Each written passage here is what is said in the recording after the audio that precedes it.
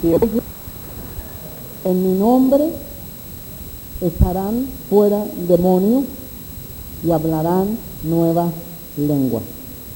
Y hemos notado de una manera muy interesante la importancia que da el Evangelio a la expulsión de los demonios en el ministerio cristiano y en la llenura del Espíritu Santo. Tenemos que percatarnos que entrar en el reino de Dios es entrar en una nueva relación con Dios. No todos los seres humanos son hijos de Dios. Todos los seres humanos somos criaturas de Dios. Pero a los que el Señor reconoce como hijos son aquellos que han recibido a Jesús en su corazón y le han hecho Señor de su vida y han recibido su redención, su salvación. Ellos son sus hijos. Y desde que tú aceptaste a Jesús en tu corazón como Salvador y Señor, desde ese momento comenzaste a tener una nueva relación con Dios.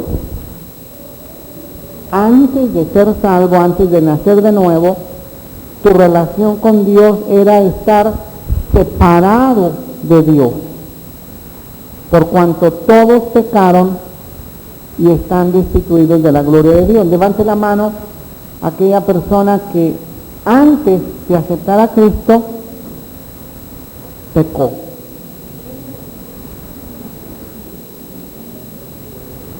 Estaba separado, ¿verdad? Levante la mano aquella persona que después de aceptar a Cristo pecó. Pero la diferencia es que ahora no estamos separados. La diferencia es que ahora tú sabes que tu Salvador y tu Señor es el Señor Jesucristo. Y que todos esos pecados el Señor los lavó con su sangre. Y desde el momento que tú lo aceptaste como Salvador y Señor, tienes una nueva relación con Él, con Dios. Dios es tu Padre celestial. Pero desde el momento que tú tuviste una nueva relación con Dios, también comenzaste a tener una nueva relación con el diablo. ¿Sabías tú eso? Porque antes de aceptar a Cristo, tú estabas distanciado de Dios, eras solo una criatura. Después, cuando te acercaste al Señor, fuiste su hijo, Él es tu Padre, una nueva relación. Pero antes de aceptar al Señor Jesucristo, eras esclavo del pecado y siervo del demonio. Prácticamente, si me permites usar esa expresión, pero como que el demonio era tu compadre. Pero después que aceptaste al Señor Jesucristo, entonces el demonio vino a ser tu enemigo. Pero tú recibiste una autoridad de parte de Dios, porque en el reino de Dios hay una lucha fuerte. Desde los tiempos de Juan el Bautista, el reino de los cielos sufre violencia y los valientes arrebatan el reino. Eso de arrebatar es como apropiarte del reino. Es la misma expresión como cuando entraban en la tierra prometida y sabían que Dios les había dado la tierra prometida, pero tenían que poseer la tierra prometida. Tenían que conquistar la tierra prometida. Así mismo es el reino de Dios. Una vez que tú eres hijo de Dios, entonces tienes esta relación con Dios como hijo para entrar en el reino de Dios, para entrar en la tierra prometida y tomarla. ¿Cuántas cosas buenas hay en la tierra prometida? Por ejemplo, tu casa, tus familiares, ¿Sabes que es parte de la promesa de tu tierra prometida? Cree en el Señor Jesús y serás salvo tú y un cuarto de tu casa. No, sí, tú y toda tu casa. Pero para que toda tu casa sea salva, eso quiere decir que tienes que entrar en la tierra prometida y usar de violencia espiritual, de valentía espiritual, como el Señor le dijo a Josué: no temas ni desmayes, solo te mando que seas valiente, que no temas ni desmayes, que uses de esa valentía espiritual, de esa violencia en el terreno espiritual y entres y poseas aquello que el enemigo posiblemente ha hurtado, matado o destruido. Porque el enemigo viene a hurtar, a matar y a destruir. Y por esa razón es tan importante estudiar acerca de la expulsión de demonios. Tú y yo tenemos que estudiar bíblicamente cómo expulsar a los demonios. Hemos visto en esta serie de Expulsando a los Demonios algunos elementos. Por ejemplo, vimos elementos que comprueban que los demonios son personas. Los demonios son personalidades. Nada más que en el concepto de personas, ¿verdad? Cuando limitamos el concepto de personas, decimos: ay, ¿cómo van a ser personas los demonios, verdad? Si las personas son las gentes, ¿verdad? Son los seres humanos. No estoy hablando que los demonios sean seres humanos. Como tampoco estoy diciendo que Dios es una trinidad de tres personas distintas. No estoy diciendo que sean tres gentes, ¿verdad? Pero estoy hablando de unas personalidades. Los demonios son personalidades. Son personalidades porque tienen conocimiento, tienen voluntad y tienen emociones. Y tú y yo necesitamos detectar la presencia o la actividad demoníaca. ¿Cuántos saben que los demonios son muy activos? Y tienes que detectar, tienes que aprender a detectar su presencia.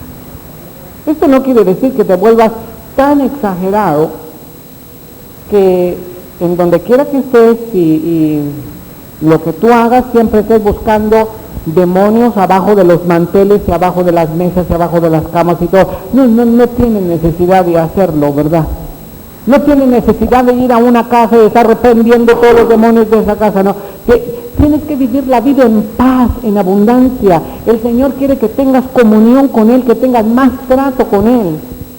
Y no que andemos como cazafantasmas, ¿verdad? Por toda la ciudad buscando demonios, no. Pero sí tienes que detectar la presencia de los demonios a través del don de discernimiento de espíritus, a través de la actividad que tienen en las personas o entre las personas. Por ejemplo, hemos visto reacciones psicológicas y reacciones físicas, ¿verdad? Voy a repetir rápidamente algunas de ellas. Emociones o actitudes malas, destructivas, persistentes o recurrentes que están dominando a una persona, incluso a su propia voluntad, o humores variables, ¿verdad? Humores entre comillas, quiero decir estados de ánimo, ¿verdad? Porque a veces los humores son como los olores, ¿verdad? Pero aunque también puedes detectar a los demonios, a veces tienen unos olores muy, muy feos. Vamos a ver el punto siguiente. Es una de las cosas más importantes de este estudio, son las condiciones para la liberación de una persona. ¿Cuántos saben de los que están aquí que uno de los ministerios más importantes que el Señor te ha entregado es la liberación? Es uno de los ministerios prioritarios que el Señor ha entregado en tus manos, la liberación.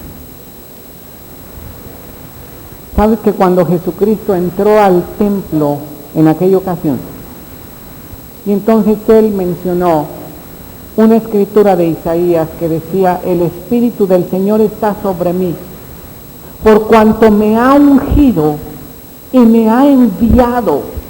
Y después dice a qué te ha enviado, y todo a lo cual te ha enviado es con respecto de la liberación. Dice, me ha enviado a pregonar libertad a los cautivos. Es decir, que a los que están cautivos, tú les pregones libertad. ¿Cómo les va a venir esa libertad? A través de la palabra, que es la verdad. Y conocerán la verdad, y la verdad los hará libres. Los cautivos van a ser libres. El Señor te envía a que les prediques esa verdad que les va a hacer libres. A pregonar libertad a los cautivos, a dar vista a los ciegos, a libertar a los oprimidos, a predicar el año agradable del Señor. Todo esto está en relación con la liberación. El Señor te está enviando a liberar a los cautivos. Estamos viendo dos partes en las condiciones para la liberación. No sé si por ahí tuvieran un marcador, si me hicieran favor. Hay dos condiciones para la liberación. Número uno, está el paciente. Y número dos, está el ministro. Vamos a ver la condición para la liberación en cuanto al ministro que va a ministrar la liberación, y le vamos a llamar paciente a la persona que necesita una liberación. Amén. Gracias. Muchas gracias.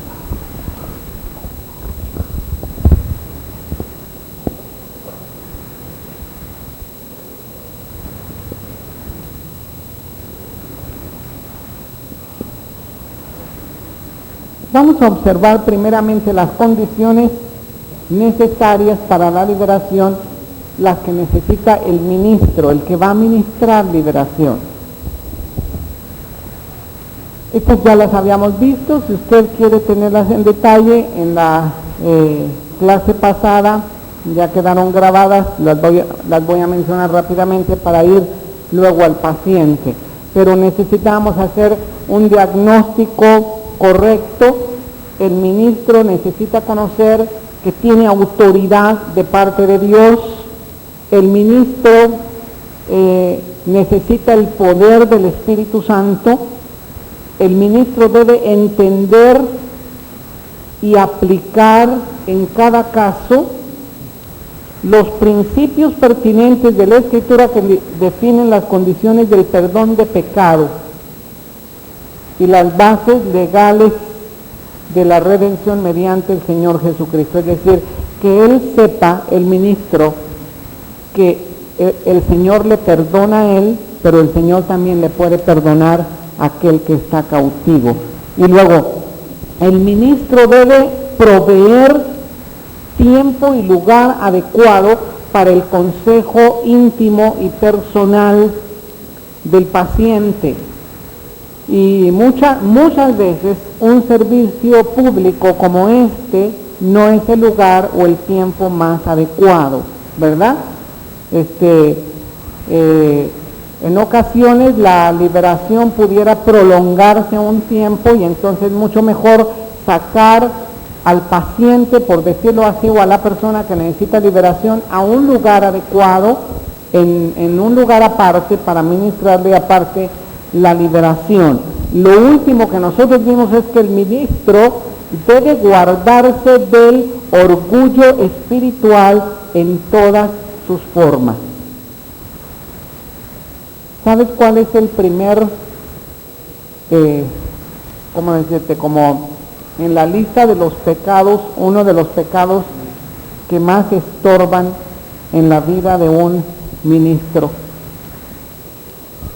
Uno de los pecados que más estorban en la vida de un ministro para funcionar en la liberación.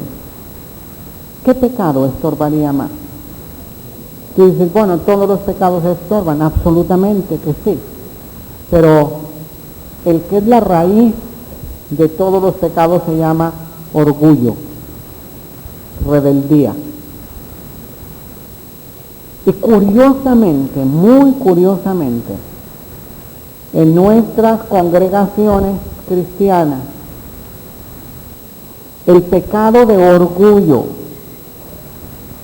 puede ser tan común en muchas personas,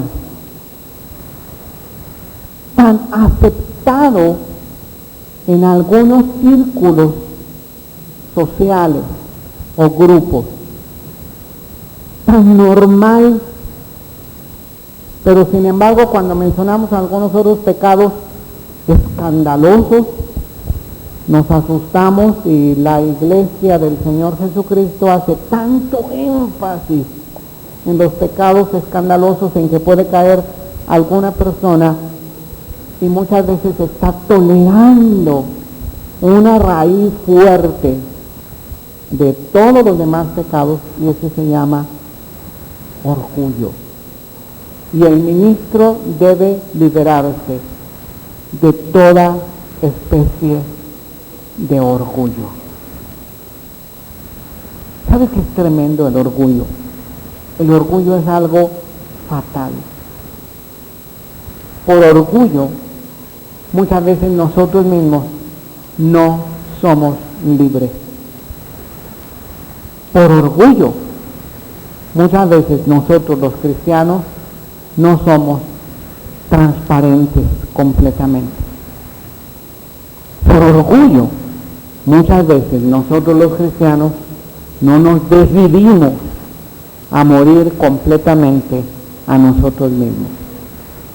Por orgullo y vanidad y vanagloria y arrogancia y todos los sinónimos del orgullo, muchas veces no hay comunión verdadera entre todos nosotros, solamente por orgullo.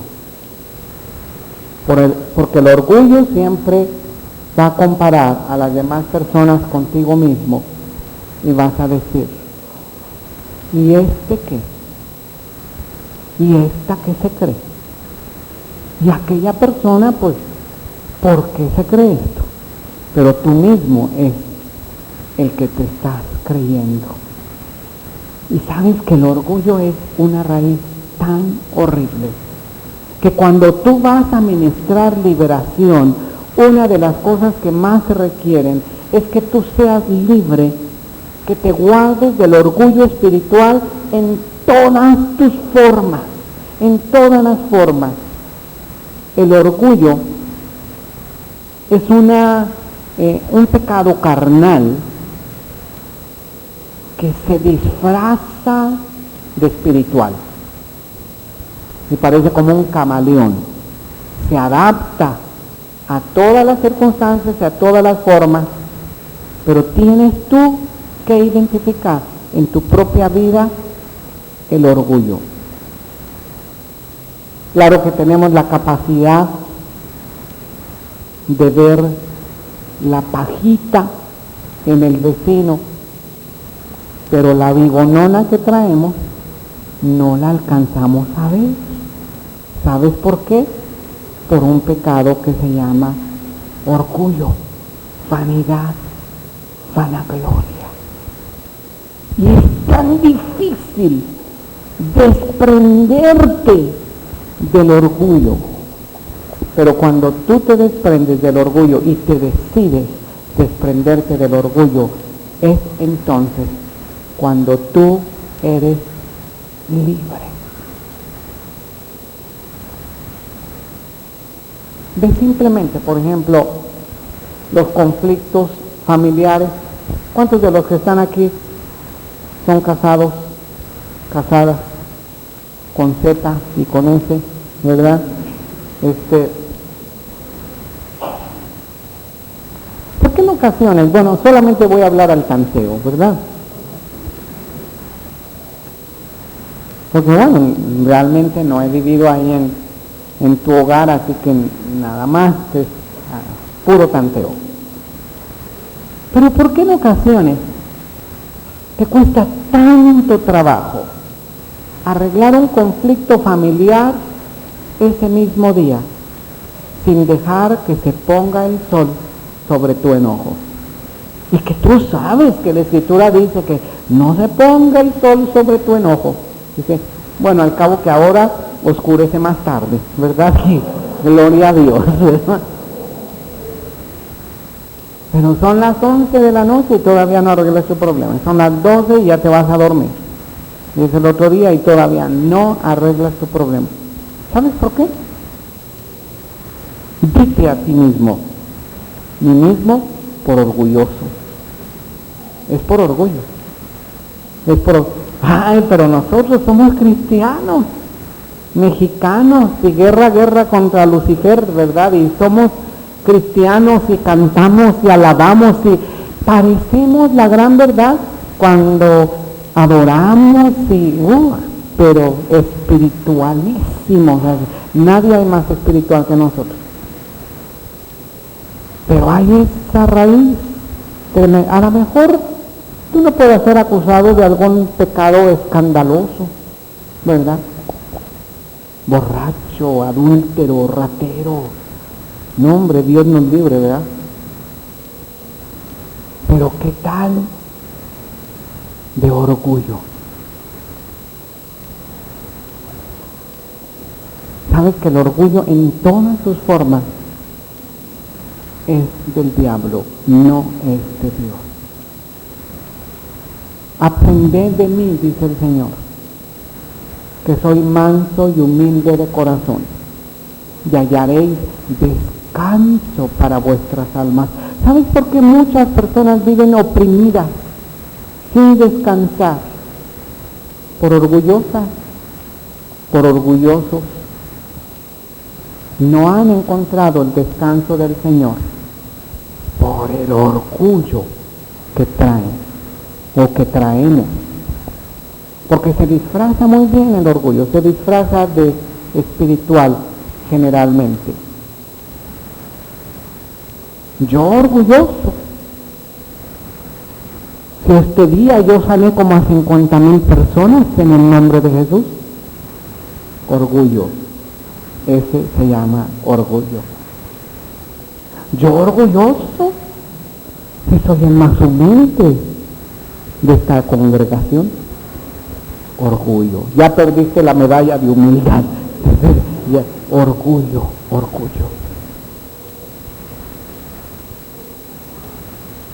¿Y qué decir de la familia del Señor? Si en la familia natural se pone el sol y se vuelve a poner el sol sobre tu enojo, ¿qué decir de la familia espiritual? Que no convivimos tan cerca y que podemos darnos el lujo de venir a los servicios en armoniosa unidad, cantando al Señor e irnos con nuestro costal de orgullo, que es puro orgullo.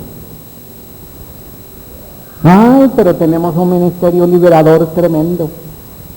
El Señor nos ha llamado a libertad a los cautivos y nosotros mismos somos los cautivos de un tremendo orgullo que no podemos con él. ¿Sabes una cosa? Lo primero que debe hacer el ministro para poder ministrar liberación es liberarte de orgullo. ¿Cuántos cristianos y cuántas cristianas no han aprendido con toda su sabiduría y todo el tiempo de cristianos, no han aprendido a pedir perdón verdaderamente? ¿Cuántos no hemos aprendido a expresar el amor del Señor verdaderamente? ¿Y sabes por qué? Solamente por orgullo.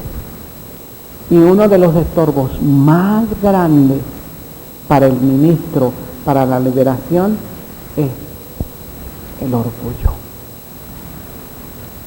Por esa razón aquellos discípulos, cuando les enviaron a aquel muchacho endemoniado, no lo pudieron echar fuera. No lo pudieron echar fuera. Y cuando llega el Señor Jesucristo y aquel padre de ese muchacho endemoniado le reclama: Señor, lo traje a tus discípulos, no lo pudieron echar fuera. ¡Oh, generación adúltera y perversa! Bueno, claro que les dijo a aquella generación, ¿verdad? Esta generación es, pero si bien humilde y muy santa. Y luego después le dijeron, Señor, ¿por qué nosotros no pudimos echarlo fuera?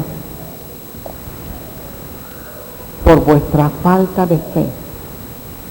Y porque ese género de demonio solo sale con ayuno y oración. ¿Y sabes por qué con ayuno y oración? Porque ayuno y oración traen quebrantamiento a la persona, un reconocimiento de quiénes somos nosotros, de quién es Dios verdaderamente, y una liberación del orgullo. ¿Cuántas veces no podemos ser uno en una congregación tan pequeña como la Nueva Esperanza por el orgullo? Pues cuando aquel me hable, yo le hablo, pero ni crea que yo le voy a voltear a ver. Ni siquiera me vio, ni siquiera me saludó. ¿Yo por qué le voy a saludar? ¿O por qué le voy a voltear a ver? ¿Sabes qué es eso? Eso se llama orgullo. Orgullo. Y orgullo, hermanos, es pecado que tiene que ser arrepentido. Es orgullo.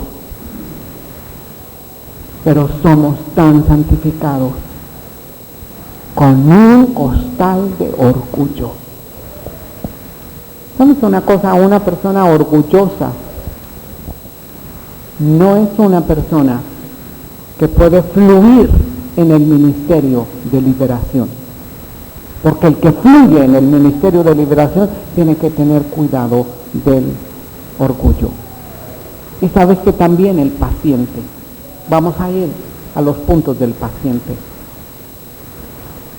Tú puedes decirme en este momento, Chuy, pero me estás hablando del paciente. El paciente es el endemoniado. Sí. El endemoniado. El endemoniado puede ser o puede estar poseído, que ni voluntad propia tenga y el demonio lo tiene poseído, pero el endemoniado, abusado, pero puede ser también el oprimido o el obsesivo o cualquier otra forma en que el demonio lo tenga cautivo. Ese también es un paciente, ese también es un endemoniado.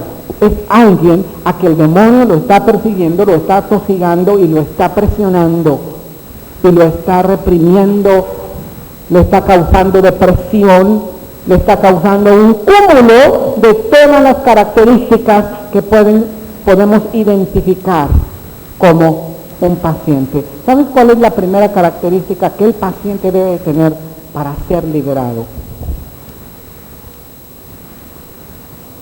¿Cuántos de los que estamos aquí pudiéramos vencer nuestro orgullo y reconocer que hay alguna cosa en nuestra vida que necesitamos ser liberados? ¿Cuántos de aquí necesitan ser liberados? Necesitamos ser liberados, ¿sí? Algunos necesitan ser liberados de la nicotina, ¿verdad? De la cafeína o de la cocina también, ¿verdad? De la coca o de la Pepsi también. Bueno, la primera característica está en Santiago capítulo 4, versículo 6 y versículo 7.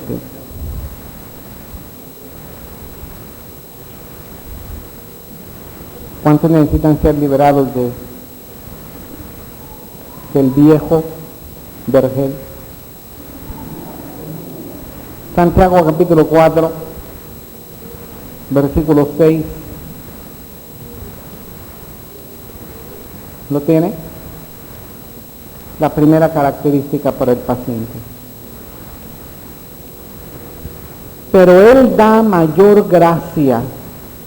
Por esto dice, Dios resiste a los soberbios y da gracia a los humildes. Someteos pues a Dios, resistid al diablo y huirá de vosotros. Acercaos a Dios y Él se acercará a vosotros. Pecadores, limpiad las manos. Primero que necesita el paciente para ser liberado, necesita humildad. Humildad. ¿Por qué? Porque Dios resiste a los soberbios, pero da gracia a los humildes. ¿Sabes por qué muchas personas no son liberadas? Porque son tan orgullosos de no pasar al frente. Fíjate, son tan orgullosos de no pasar al frente, porque al cabo que aquí me puede sanar el Señor. Orgullo, no es otra cosa más que orgullo. Pero ¿por qué voy a exponer? Mira, Jesucristo fue expuesto por ti. Y tú no te animas a exponerte un poquito. Orgullo, eso se llama orgullo. Número 2. Para el paciente necesita sinceridad.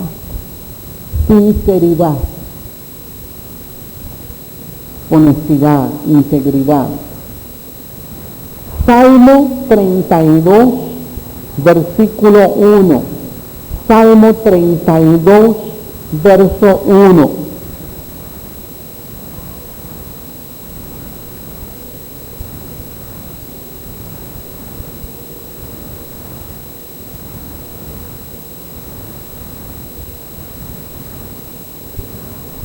Salmo 32, verso 1. ¿Lo tienes?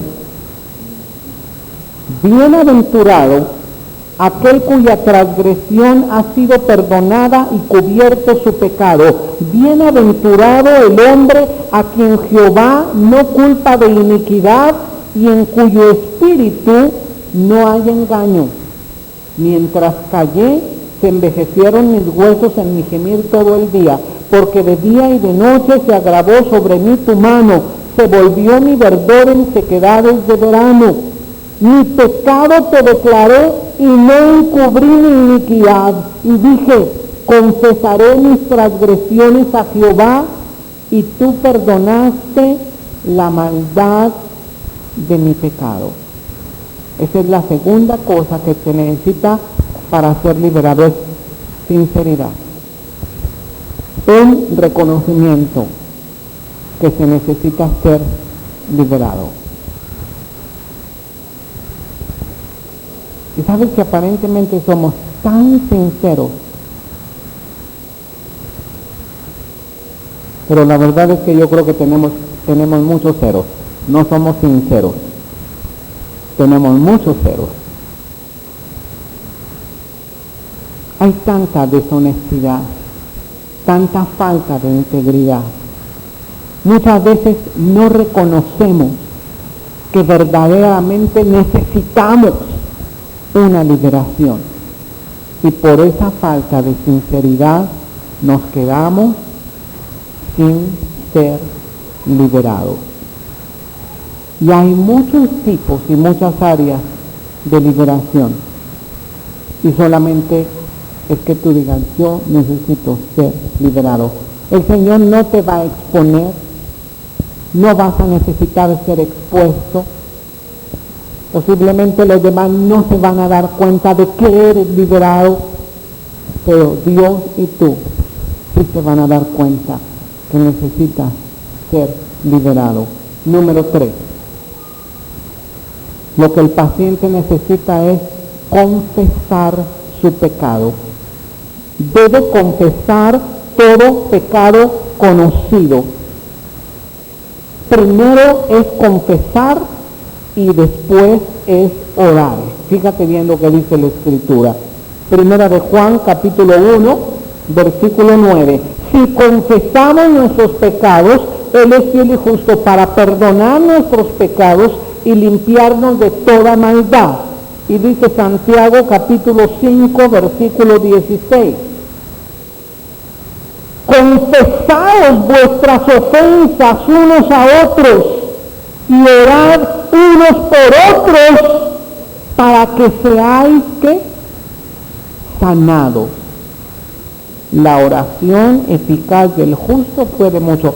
Antes de la oración primero dice confesar unos a otros vuestras ofensas.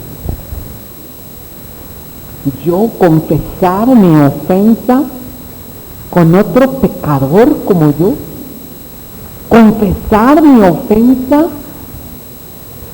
pues si voy a mostrar mi debilidad, voy a mostrar, sabes una cosa, vas a ser libre y vas a hacer lo que la palabra de Dios dice, especialmente si vas a confesar tu ofensa a aquella persona que tú ofendiste, porque de nada sirve que tú ofendas a alguien y le confieses a otro que tú ofendiste a fulano. Mejor ve con fulano y dile, te ofendí, perdóname. ¿Cuánto poder hay en esa actitud? Pero te voy a decir, para llegar a esa actitud se requiere despojarte de todo peso y del pecado que te asedia, y despojarte del orgullo y dejar salir al Señor Jesucristo. Por esta razón, mis hermanos, la iglesia de Cristo está tan enferma últimamente. Por esta razón hay tanta enfermedad espiritual en las iglesias del Señor Jesucristo, por la falta de sinceridad, por la falta de humildad, por el orgullo que hay y porque no hay una confesión de pecado. Tal vez tú la regaste con alguien, o tal vez tú la regaste en algo y ofendiste a una persona. ¿Y por qué no lo vas a reconocer? ¿Por qué no vas a ir y decirle, perdóname? Pero ir con convicción, con dolor. No como cuando estás enojado con tu esposo, enojada con tu esposo o enojado con tu esposa, y le dices, bueno, ya discúlpame pues, ya, discúlpame. Eso no es perdón, eso no es confesión. Confesión es convicción, que tú tengas convicción de pecado, convicción que hayas hecho mal y que lo confieses. Eso te libera, eso te libera. Pero todo aquello que traes guardadito, así como decía el hermano Castelazo, solo el indio sabe lo que trae en el morral. ¿Y cuánto pesa el morral a veces? Pero somos los liberadores. Dios me llama con un ministerio de liberación, de sanidad, de milagros. Y primero libérate tú, y primero sánate tú, y luego después ve al ministerio de liberación. El paciente necesita algunos pasos también. Número 4, renunciación. El paciente requiere renunciar a aquello que le trajo atadura. No es solamente confesar tu pecado, pero también es renunciar a tu pecado.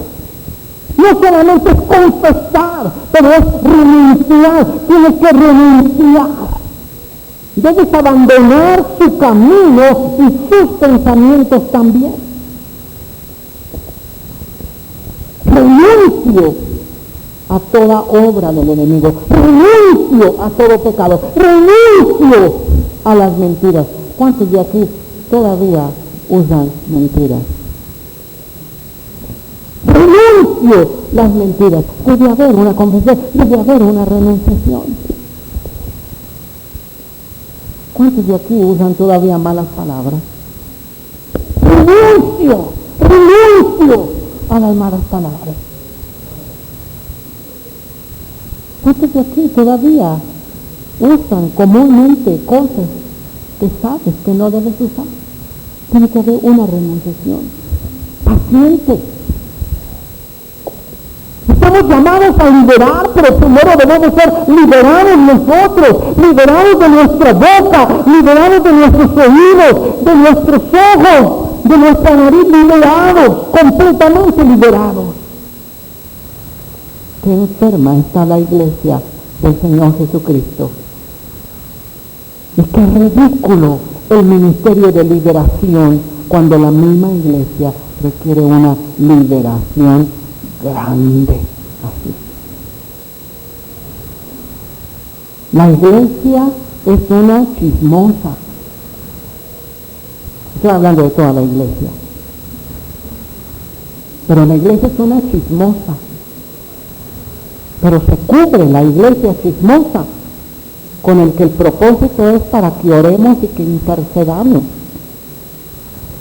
Y te tragas los pastores, y te tragas las ovejas, y te tragas a medio mundo.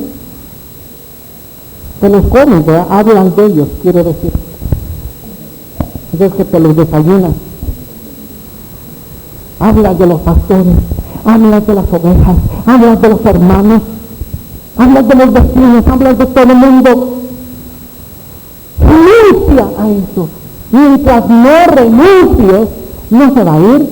Puedes pedir perdón, puedes podar el césped por arriba, y adentro está la raíz, mientras tú no renuncies. Renuncia a esa lengua viperina, renuncia a esa lengua chismosa, renuncia a esos oídos de basurero, porque a veces tenemos oídos de basurero. Permitimos que toda la basura entre en nuestros oídos. ¿Por qué? Tienes que renunciar a todo lo oculto, a todo lo vergonzoso, a todo aquello que no es voluntad del Señor. Tienes que renunciar a tu pensamiento negativo, incorrecto. Tienes que renunciar. Ay, Señor, perdóname mis malos pensamientos. Renuncia a ellos también. Confiesa, pero renuncia también. Y sabes que se renuncia verbalmente. Una de las cosas que más impactó en el principio de mi vida cristiana, en lo espiritual, yo era un bebito en el espíritu y en la carne también. Pero era un bebito cuando yo estaba ahí en este lugar donde nos dieron a renunciar. Confesamos nuestros pecados, pero renunciamos. Y mira, yo tenía tantas ataduras. Y mientras estábamos orando, recordé que allí en mi cartera tenía guardados, pero un montón de datos que la oveja me había dado. Y estaba esperando las fechas del cumplimiento de la oveja. Atado al ocultismo, atado a la magia negra, atado a la brujería. ¿Y sabes qué fue lo que tuve que hacer? Y me costó trabajo en lo espiritual, me impactó eso.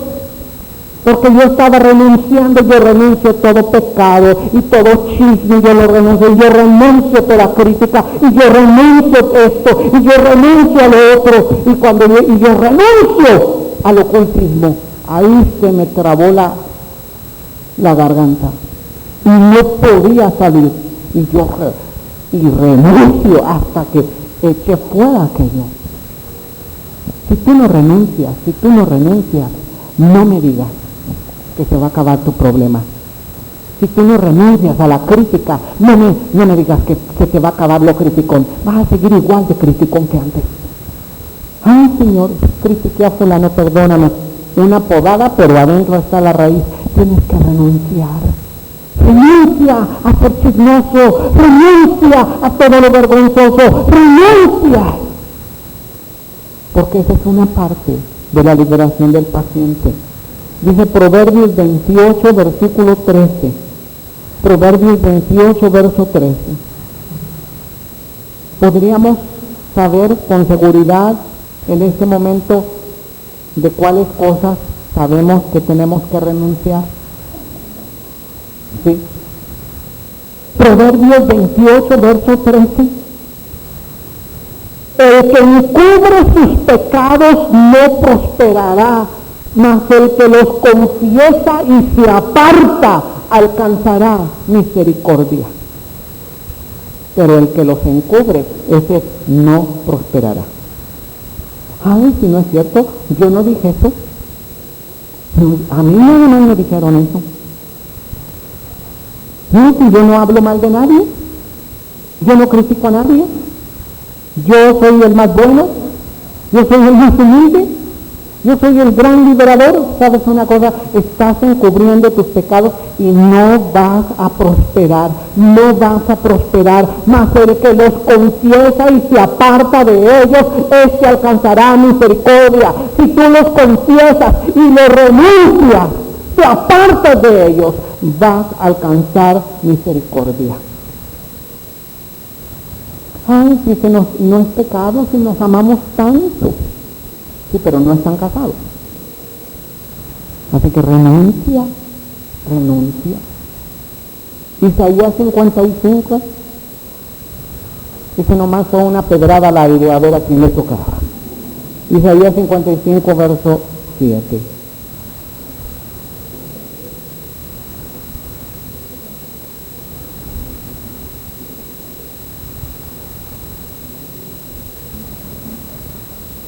...55, 7. Leí el 57 y estaba muy duro, mejor ese no. No es ese, es que era otro. Isaías 55, verso 7. Deje el impío su camino y el hombre inicuo sus pensamientos, y vuélvase a Jehová, el cual tendrá de él misericordia, y al Dios nuestro, el cual será amplio en perdonar. Deje el impío su camino y el hombre inicuo sus pensamientos. Déjalos, recházalos, renúncialos, apártate de ellos. No solamente los confieses, apártalos, renúncialos, porque vas a encontrar misericordia. Vamos a dejar los dos últimos puntos pendientes porque es todo un sermón aparte. Vamos a ponernos de pie, por favor.